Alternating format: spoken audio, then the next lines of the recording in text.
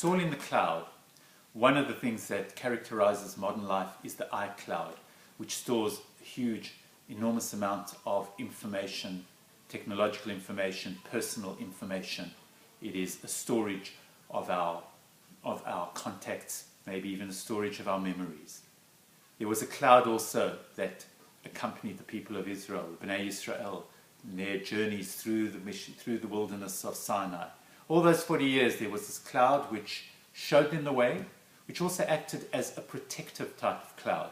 We think of a cloud as something which encases a person, and similarly this cloud offered its protective presence to the people of Israel because it was reflective of the very presence of Hashem, the presence and the guiding direction that God provided for the people. The cloud by day, the pillar of fire, which may have been a cloud of fire that accompanied them by night.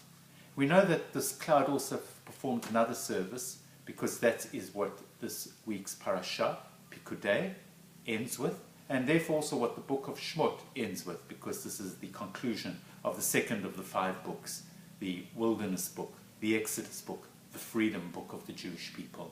It ends with saying that there was this cloud that accompanied Bnei Israel, but also that whenever the cloud was stationary, the people waited. When the cloud lifted and traveled, the people traveled.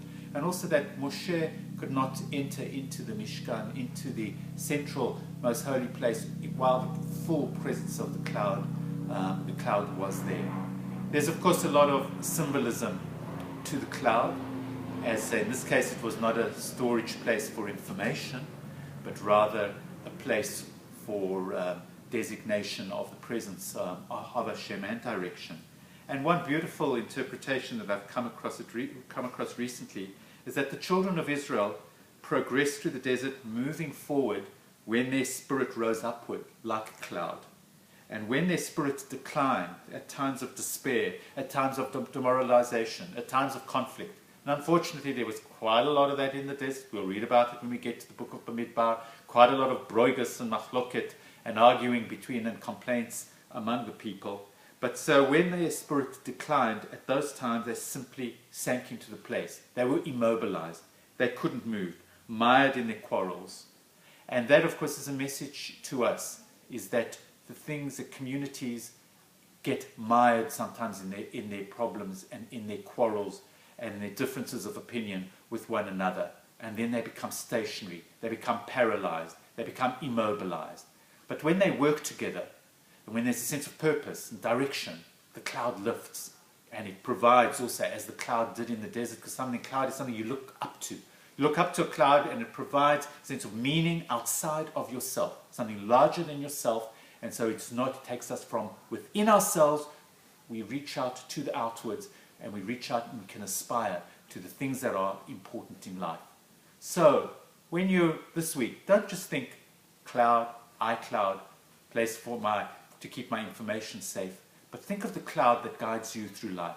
Think of your guiding, the principles that guide you, the things that knit you together as an individual, the things that bring you together as a family, and of course the things that coalesce and bring us together as a community.